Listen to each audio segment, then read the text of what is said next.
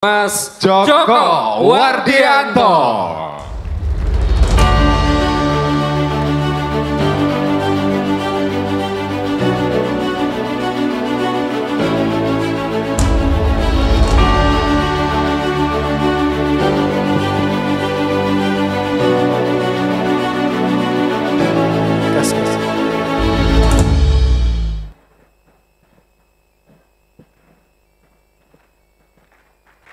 Boleh pantun? Oke. Masak seblak di pinggir kolam. Yang masak istri hati jadi tersentuh. Izinkan saya mengucapkan salam. Assalamualaikum warahmatullahi wabarakatuh. Ya, talent win games, but team win championship. Michael Jordan pernah berkata, sebaik-baiknya seorang tim hanya akan bisa memenangkan sebuah pertandingan. Akan tetapi seorang tim yang lompat, yang lengkap dalam kesatuan semuanya dapat memenangkan sebuah kejuaraan. Teman-teman, insya Allah bersama dengan saya tidak bermaksud menggurui, saya tidak bermaksud lebih pintar daripada teman-teman semuanya. Hari ini saya sekedar murid yang fakir ilmu ini, yang ingin menyampaikan intisari dari ilmu-ilmu dari guru yang pernah saya pelajari, terutama dari Coach Ridwan Abadi. Beri tepuk tangan untuk beliau. Selama 30 menit ke depan, dipotong 1 menit untuk pembukaan.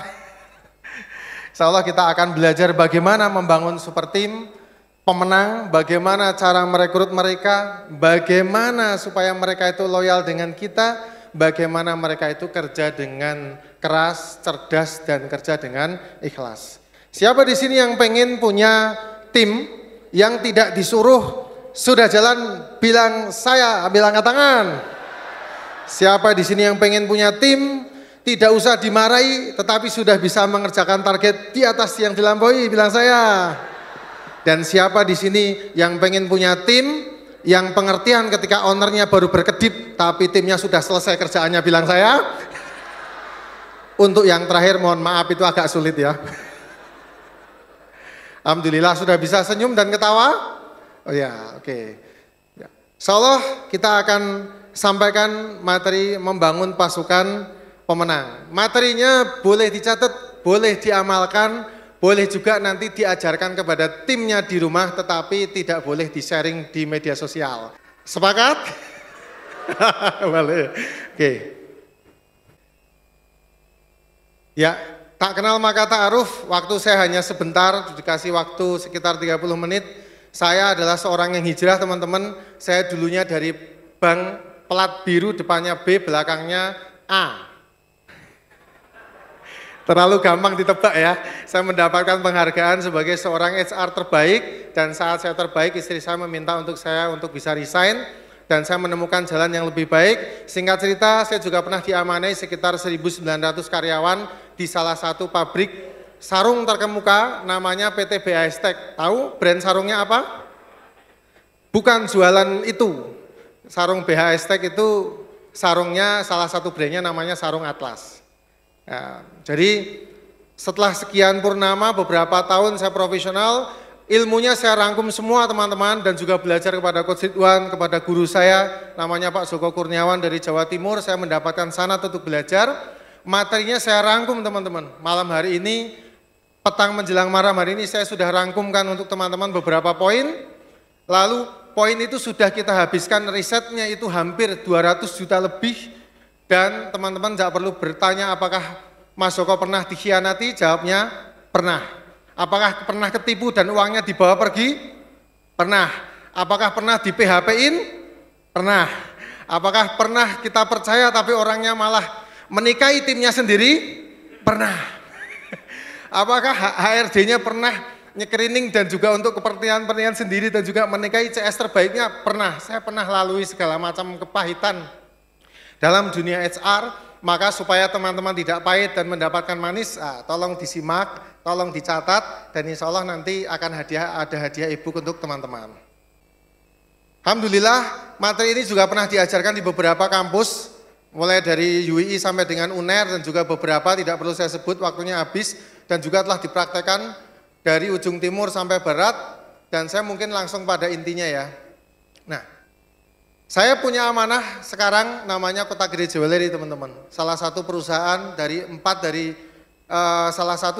perusahaan yang diamanahkan Allah ke saya namanya Kota Gede Jewelry, bergerak di bidang manufaktur perhiasan cincin dan anniversary yang sekarang juga merambah ke dunia fashion. Alhamdulillah ini timnya, beberapa tim yang umurnya sudah sekitar setahun 2 tahun di atas kita kumpulin kemarin ada gathering, kebanyakan timnya itu usianya milenial.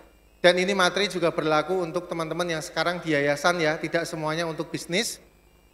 Ada banyak cara, ada banyak tips yang nanti akan saya sampaikan, semoga teman-teman bisa cocok. Yang sekiranya bisnisnya sudah besar, tolong untuk bisa merendahkan hati kita karena ilmu akan datang ketika rendah, dan juga kita yang mungkin yang sekarang sedang berjuang tenang. Kalau teman-teman menduga saya adalah lahiran dari Chinese dan juga keturunan kedua, serta ketiga untuk perhiasan-perhiasan ya, karena rata-rata untuk pebisnis perhiasan itu adalah Chinese, maka saya tekankan saya memulainya dari nol. Bahkan Gus Ridwan sendiri tahu bahwasanya saya tidak mulai dari seorang yang sangat kaya, tetapi sangat miskin, bahkan punya hutang hingga 70 juta rupiah. Mengapa membangun super team dan apakah teman-teman juga merasa di dunia ini banyak masalah di SDM? Tenang, kalau teman-teman merasakan itu, faktanya di Indonesia menurut riset itu 992 startup itu ternyata masalahnya sama. Hampir 30% itu bermasalah di orang. Jadi kalau teman-teman sekarang menghadapi masalah tentang orang, itu tenang, sabar. Satu Indonesia Raya, 30% juga menghadapi karyawan yang bermasalah. Jadi jawabannya adalah sabar. Memang kualitas SDM di Indonesia itu berbeda dengan kualitas SDM yang ada di luar negeri.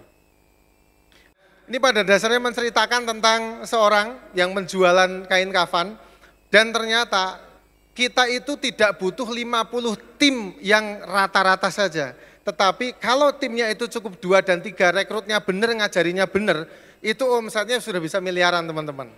Jadi tugas kita sebagai owner itu bukan menjadi paling pintar, bisa diulangi, bukan menjadi paling pintar. Sekali lagi, bukan menjadi paling pintar. Tetapi tugas kita adalah merangkai orang-orang pintar sehingga bisa membantu kita jadi lebih baik. Next saja ya.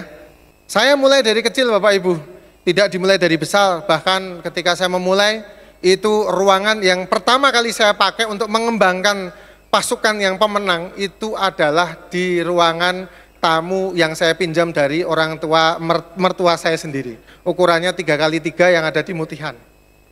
Dan ini true story 2016 saya memulai. Jadi siapakah yang packing? Saya. Siapakah yang balas chat? Saya. Siapakah yang ngelosingin customer? Saya. Siapakah yang kena omel customer?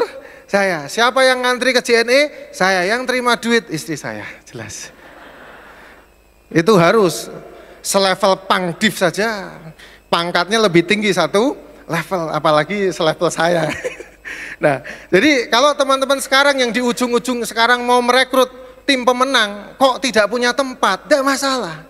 Nanti lowongan kerjanya tinggal ditulis, suasana kerja HOMI. Nah, masuk akal? Enggak usah malu, semua itu tinggal masalah kata-kata. Suasana kerja HOMI, rasa bekerja seperti bersama dengan keluarga, betul. Jadi kalau jenengan rekrut, pasang lowongan, ini tips langsung ya, karena waktunya terbatas, tolong tuliskan apa adanya dan jangan dibuat-buat. Karena semakin Anda buat-buat, maka yang datang juga akan membuat-buat. Kalau dandanannya menor sekali dan juga sangat tebal foundationnya, maka yang datang juga kemungkinan juga orang-orang dengan sifat yang mungkin didempul, mohon maaf. Maka saya sampaikan, kalau teman-teman sekarang itu catering, usianya baru 1 tahun dan karyawannya baru 3, jangan pernah menuliskan kami perusahaan besar yang bergerak di bidang food and beverage. Siapa tersangkanya di ruangan ini? Yang bergerak dan sedang berkembang dengan cukup tuliskan butuh juru masak untuk startup yang sedang merintis. Itu akan lebih baik daripada teman-teman menuliskan dengan didempul yang sangat baik, jangan. Tapi kalau teman-teman sedang membutuhkan sudah berkembang, maka tuliskan membutuhkan chef untuk startup dalam fase berkembang. Ternyata teman-teman, saya belajar ini, saya ulang, itu sekarang pelamarnya satu posisi. Tahu nggak teman-teman, kalau kita buka lowongan, satu posisi itu saja bisa mendatangkan hingga 4.000 hingga 5.000 pelamar. Free. Tapi caranya tuliskan apa adanya, tetapi berikan kelebihan teman-teman yang tidak dipunyai oleh yang lain. Yaitu apa? Kami perusahaan yang sedang merintis, tetapi kami punya misi, setiap orang diberikan kesempatan untuk sholat, diberikan kesempatan untuk ngaji dan sebagainya.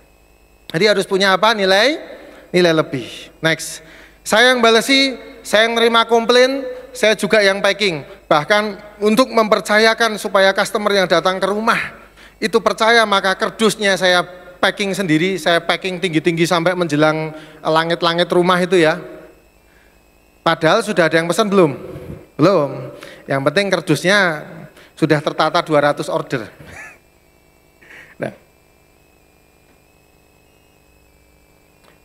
Nah, dan juga awal perjalanan kami mulai dengan tim-tim yang biasa-biasa saja, kita didik perlahan. Ingat teman-teman, tidak ada super tim yang lahir kemarin sore. Semuanya butuh dipupuk. Walaupun teman-teman punya 30 juta dan membayar seorang GM sekarang yang levelnya profesional, percayalah teman-teman, uangnya akan habis sia-sia. Karena apa? Yang perlu belajar sebelum timnya belajar itu siapa teman-teman? Alhamdulillah. Jadi yang biasanya itu marah-marah dan juga pokoknya kamu sudah saya gaji, kamu sudah saya kasih bonus, jangan kasih pusing saya, pokoknya omsetnya harus 500 juta, jangan banyak tanya. Nah, itu orangnya ada nggak di sini ya? Nah, enggak ada ya? Oh, soleh-solehah semua ya? Enggak ada. Maka itu enggak boleh, tetapi tim juga harus dipupuk dengan baik. Saya lanjut agak lebih cepat. Langsung pada inti dan topiknya saja dah. Nah, ada 7, tapi saya tidak janji sampai dengan 7 karena waktunya tinggal 15 menit. Paling tidak semoga teman-teman bisa mengambil ibrah pelajaran. Yang pertama, membangun tim itu ibaratkan kita membangun sebuah taman kupu-kupu. Pernah lihat taman kupu-kupu teman-teman? Coba lihat, yang beneran pernah lihat kupu-kupu di taman angkat tangan coba. Bukan di YouTube. Kalian itu Gen Z senengannya jawab by YouTube ya. Ya cukup. Pernah lihat kupu-kupu beneran di taman? Oke. Membangun yang namanya super team itu seperti membangun yang namanya taman kupu-kupu. Yang pertama yang harus dilakukan untuk menghidupi kupu-kupu bukan dijaring, dipaksa lalu dimasukkan. Itu tidak akan pernah bisa merekrut super team, pemenang itu nggak bisa. Untuk membangun pasukan pemenang kita perlu membangun yang namanya tempat kupu-kupunya atau yang dinamakan dengan taman kupu-kupu itu dengan beberapa cara sehingga kupu-kupu akan datang. Yang pertama, kupu-kupu itu juga butuh yang namanya rich nectar flower atau yang dinamakan dengan sumber nektar untuk kehidupan. Maka tim yang bergabung dengan teman-teman itu pastikan semuanya itu dibuatkan yang namanya struktur sederhana dalam pengupahan. Jadi kadang yang bikin masalah dan bikin berantem itu karena bibir itu sulit direm dan dikendalikan. Bahkan di level pesantren pun saya yakin juga sama. Nah, sehingga kalau owner berpesan, jangan pernah bicarakan slip gaji pada temanmu ya, siapa? Laksanakan. Itu belum genep 40 menit bukan 40 hari teman-teman. Itu kalau dengar sama teman satunya, jangan cerita-cerita. Saya cuma cerita sama kamu loh. Saya baru masuk, Masya Allah, gajinya mas, di Batu itu 5 juta, padahal saya pengalaman baru 1 tahun. Lah masalahnya yang dikasih cerita, dia udah 3 tahun mengabdi di situ. Gajinya berapa? 4,1 juta. Jabatannya sama, pekerjaannya sama. Kira-kira apa respon yang dibisikin? Masalah apa masalah? Tapi kan janjinya nggak dibisik-bisikin. Nah akhirnya dia ngomong lagi sama temennya, masa si A bilang barusan masuk gajinya 5 juta, saya 4,1, you berapa? Tanya sama teman satunya, dikomporin lagi, teman satunya tuh baru Gen Z, sulit diatur, gajinya 6 juta karena dia seorang TikTok live, bonusnya 10 juta. Astagfirullahaladzim. Tanya sama lagi sama satunya, ternyata yang ditanya tuh random, tapi ternyata Allah takdirkan jawabannya sama. Sehingga teman-teman buatlah struktur. Yang lama dikasih penghargaan, sekiranya jabatannya sama, masa kerjanya beda, maka negara ini sudah mengatur yang namanya struktur skala upah.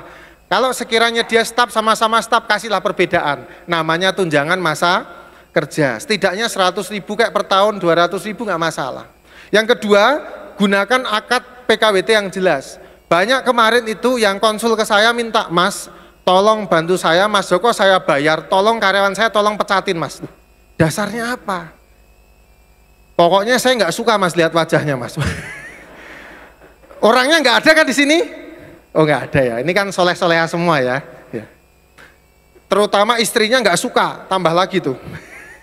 Saya nggak suka kalau suami saya punya karyawati itu Mas. Tolong pecat. Dasarnya apa gitu kan? Ternyata usut punya usut. Yang minta mecat itu tidak pernah membayar itu UMK plus tidak ada akadnya. Sehingga teman-teman perlu membuatkan hitam di atas kertas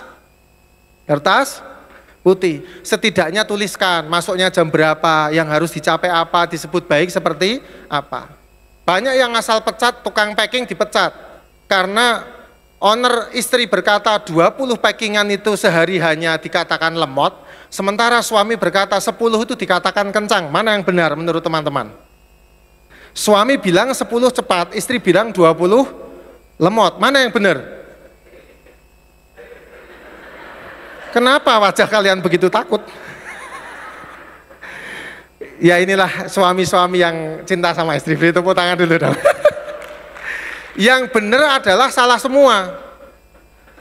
Karena dua-duanya tidak pernah membuat akad PKWT. Minimal dituliskan nama, pemberi kerjanya siapa, menerima, packingnya apa, lalu ditulis minimal Mbak sehari meng-making yang namanya kue itu sehari 25 ya Mbak. Kalau lebih saya kasih bonus, kalau kurang berarti kinerjamu bisa disebut kurang. Itu baru oke tuh namanya. Nah, lanjut, bayarkan sesuai waktu kesepakatan. Kalau kami alhamdulillah Allah izinkan selama 8 tahun sampai 10 tahun terakhir belum pernah gaji itu terlambat dan dicicil. Kenapa? Karena kami yakin bahwasanya Allah itu yang menggaji, bukanlah kita yang menggaji. Tenang teman-teman yang sekarang sedang memasukkan orang, memasukkan pasukan, jangan takut miskin. Kalau niat kita membantu supaya orang itu mendapatkan rizki dan jadi wasilah. Tapi jangan jadi Fir'aun yang merasa kita sudah memberikan dan kita menjadi Tuhan. Di luar job desk disuruh-suruh, salah sedikit dimarahi, telat sedikit dipecat dan sebagainya. Nah tolong juga disampaikan slip gajinya teman-teman. Walaupun tim kita tidak minta, tapi ada hak istri yang menunggu. Karena tipikal istri ada beberapa versi. Satu, sangat detail yang namanya uang. Jadi pulang itu yang ditanya bukan suaminya, tapi slip gajinya. Tahan di luar, jangan masuk, slip gajinya lihat dulu. Pengalaman kata Pak Ustadz. Slip gajinya mana Mas? Kasih lihat, gesek satu angka gitu ya, langsung. Nanti malam tidur di luar. Ada juga versi 2 teman-teman. Yang penting istri itu sudah menerima apa adanya gitu ya. Yang ada yang juga versi 3. Slip tidak penting, yang penting jumlahnya. Saya ulang, slip tidak penting, yang penting jumlahnya. Benar, sudah terjawab ya. Jadi tolonglah berbagai macam versi ini bapak-bapak yang punya karyawan-karyawati walaupun timnya cuma 3, 5, 10, tolonglah slipnya dibuatkan.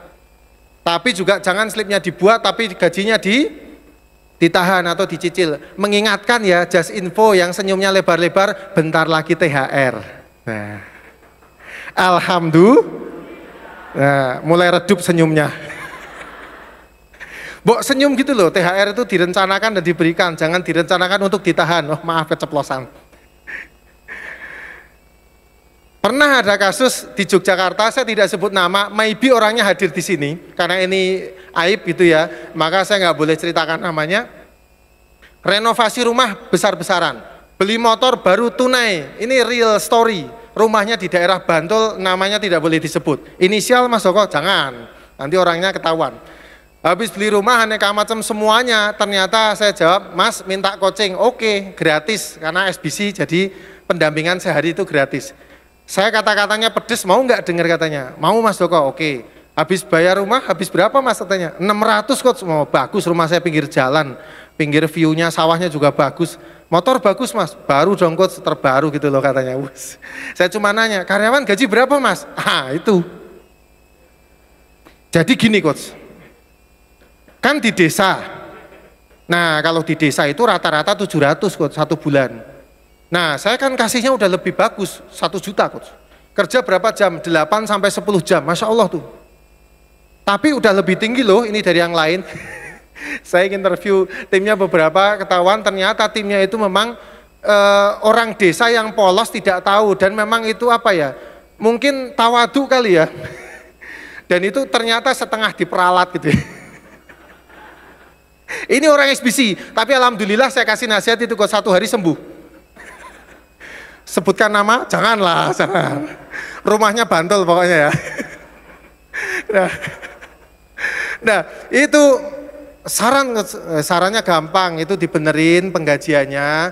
Tolong kalau bisa daftarin BPJS juga orangnya. Kalau sakit saya bayarin, iya kalau saya inget tuh, kalau nggak di rumah ya biasanya dibayarin sama yang lain, saya tuker. Nggak boleh kayak gitu Mas. Dimanusiakan, saya tidak berkata UMK itu ciptaan manusia betul, tapi saya tidak pernah menggunakan standar UMK, Coach Ridwan tahu sendiri, tapi saya menggunakan standar kemanusiaan yang diajarkan Quran dan hadis yang dinyatakan cukup. Ini debatable, tapi teman-teman pasti tahu ya, kalau UMK-nya 2 juta, kalau 700 cukup apa enggak? Punya anak loh, anaknya 2, cukup apa enggak? Tergantung, tapi rata-rata bisa dikatakan itu kurang, sehingga teman-teman manusiakan manusia, supaya kita juga bisa mendapatkan rasa kemanusiaan dari Allah Subhanahu wa Ta'ala. Berikanlah upah kepada pekerja sebelum keringat mengering, dan informasikan juga upahnya ketika pekerjaan akan dimulai. Penyakitnya owner adalah selalu menjawab dengan pasal karet ayat jepret kepada karyawannya yang sudah berjasa 5 tahun. Contoh, gaji 3 juta Pak, oke. Pak, bonus saya gimana? Ini udah mau lebaran Pak, mungkin bisa dibantu info ke karyawan bonusnya berapa. Kayaknya lagi sepi Mas. Kayaknya ini resesi. Kemarin kan dengar toh Coach Ridwan bilang lagi resesi. Gurunya jadiin tumbal ya. Kondisi menurun itu ya, sekarang buka banyak pemecatan. Kamu tuh nggak usah banyak nanya. Yang penting itu kamu bekerja, bersyukur aja. Udah cukup. Nanti masalah bonus kalau dapat ya bagus, kalau enggak ya enggak, saya enggak usah, saya kalau ada nanti saya kasih. Nah yang seperti ini akad-akad korun teman-teman. Kerja dulu bonus pikir belakangan, jangan. Hadis riwayat Baihaqi saja menyarankan kita di depan. Maka pasukan pemenang itu, walaupun itu proyeknya, itu keumatan. Ingat nggak guru kita selalu berkata apa? Siapapun yang ikut andil, baik itu tenaga, pikiran maupun keuangan, maka Allah akan ganti dan bangunkan rumah di surganya nantilah. Berarti kan Coach Ridwan aja menyampaikan di depan bagi semua wakif toh. Nah artinya untuk sesuatu teman-teman, sekarang teman-teman yang sudah paham ilmunya tidak boleh pura-pura tidak tahu. Kalau tidak tahu hukumnya mungkin belum berdosa, tetapi kalau sudah dikasih tahu maka kalau tetap dilanggar hukumnya gimana Pak Ustadz? Hukumnya ya pasti berdosa. Artinya saya hari ini menyampaikan bahwasanya muliakanlah teman-teman yang ada supaya kehidupan teman-teman juga dimuliakan oleh Allah Subhanahu wa Ta'ala. Insyaallah setiap tahun kami memberangkatkan umroh atas izin Allah, dan tahun kemarin berangkat, tahun kemarin ini juga berangkat, besok saya mohon izin habis ini kami juga berangkat ke Sidoarjo untuk bisa mengumrohkan pasukan-pasukan terbaik yang sudah membersami dengan kami. Materi terakhir. Kupu-kupu juga butuh tempat berteduh dari panas dan juga hujan. Siapakah penyebab panas dan hujan yang ada di perusahaan teman-teman? Kok diam semua, jawab hadirin. Siapakah penyebab panas dan juga hujan di tempat teman-teman bekerja? Kurang dengar siapa? Owner. Jadi penyebab kadang tensi tinggi, asam urat naik, gula naik, pikiran pusing, tidak bisa tidur adalah kita sebagai owner. Maka sudah selayaknya kita menyediakan tempat untuk tim kita itu bisa membuat rasa nyaman dan aman. Maka buatlah majelis ilmu. Bayarlah seorang ustadz yang layak untuk bisa mendampingi. Minta kerjasama sama pondok-pondok pesantren terdekat. Ustadz, saya mau untuk dibantu untuk kami bisa lebih baik dalam perusahaan ini, untuk Pak Ustadz bisa mendampingi kami dan bisa jadi tempat curhat untuk teman-teman. Yang penting nggak curhat kehidupan lah ya. Kita kasih SOP-nya nanti. Orang beriman itu adalah orang yang membuat rasa aman terhadap sesamanya dari harta dan jiwanya. Hadis riwayat Ibnu Majah. Jadi kalau owner itu mikir, pimpinan mikir kok dengan kita berkata-kata kasar dan berkata yang sangat-sangat menyakiti perasaan itu bisa membuat nurut. Betul, itu akan nurut di depan tapi tidak nurut di belakang. Maka kita akan menemui tim kita itu menggibah atasannya sendiri. Saya pun dulu juga menggibah atasan saya. Dan saya sudah minta maaf ke beliau. Artinya kalau memang kita bisa membuat aman, kenapa bisa dibikin horor? Dan terakhir teman-teman, jangan ajari, ini dari guru saya, Coach Ridwan Abadi dan juga Ustadz Ari Ginanjar, jangan ajari burung untuk bisa berenang, jangan ajari katak untuk bisa terbang. Kenapa? Di dalam bisnis kita kadang amburadul dan timnya kadang kacau, karena kita tidak mampu memahami siapakah yang punya potensi memimpin. Kalau dia leadership, dia ngeyelan, dia kuat, teguh pendirian, dia pinter ngomong, dia punya power, maka berikanlah dia panggung. Walaupun kita harus tahu dan sadar kita memberikan itu artinya kita siap menerima kalau dia salah. Wajar nggak kalau dia salah? Wajar tidak hadirin kalau tim kita salah? Wajar. Ownernya saja pernah salah, tetapi rata-rata owner di Konoha tidak mau timnya. Astagfirullahaladzim. Artinya teman-teman, kalau dia punya potensi kepemimpinan, ngeyel, sulit diatur, kasih kesempatan untuk dia memimpin. Karena memang ciri pemimpin seperti itu. Tapi yang dia itu pendiam, tidak bisa ngomong, senyum saja sulit.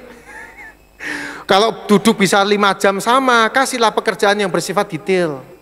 Jangan dipaksa dia untuk ngomong kalau memang dia tidak bisa ngomong. Karena memang semua di dunia itu ada jatahnya masing-masing. Dan terakhir, kalau memang dia seorang yang kreatif, maka berikanlah pekerjaan-pekerjaan yang bersifat kreatif. Dan jangan terlalu tuntut penampilannya harus bagus seperti teman-teman. Karena ingat, setiap orang punya jatahnya masing-masing. Dan time is up, waktu 30 menit selesai, harusnya ini 4 jam. Masih seru? Tapi tenang, habis ini kakak senior saya insya Allah lebih seru daripada saya. Nanti akan menyampaikan tentang bagaimana beliau scale up. Kalau saya masih murid beliau, dan insya Allah beliau akan menyampaikan. Nah, terakhir teman-teman, saya sampaikan sebagai penutup, izin 3 menit. Saya sampaikan teman-teman, muliakanlah super tim kita supaya Allah memuliakan kita, dan muliakanlah mereka lillahi ta'ala, dan jangan pernah berharap mereka itu memuliakan kita, karena mereka hanya makhluk yang tidak bisa memuliakan kita atas izin Allah. Jadi yang perlu diambil, sebuah Quran bertuliskan, barang siapa menginfakkan seluruh hartanya untuk menyatukan hati-hati mereka, maka niscaya kamu tidak akan pernah bisa. Jadi mau gaji seberapapun, bonus seberapapun, maka tim yang terbaik, saya tutup, adalah tim yang mampu membuat kita, bisnis kita, organisasi kita bisa lebih dekat dengan Allah Subhanahu wa ta'ala. Mungkin sekian dari saya yang fakir ilmu ini pada hari ini, sekian presentasi dari saya, karena yang di sana mungkin sudah bahagia dengan yang lain. Tetap semangat walaupun tidak ada penyemangat. Tetap berjuang walaupun belum ada ayang. Kita tanpa ilmu bukan apa-apa, kita tanpa dia masih jadi yang luar biasa. Sekian dari saya, mohon maaf lahir batin. Semoga yang sedikit ini jadi manfaat. Wabillahil hidayah wa taufik. Salam sayang. Assalamualaikum warahmatullahi wabarakatuh. Waalaikumsalam warahmatullahi wabarakatuh. Terima kasih, tepuk tangan untuk Mas Joko.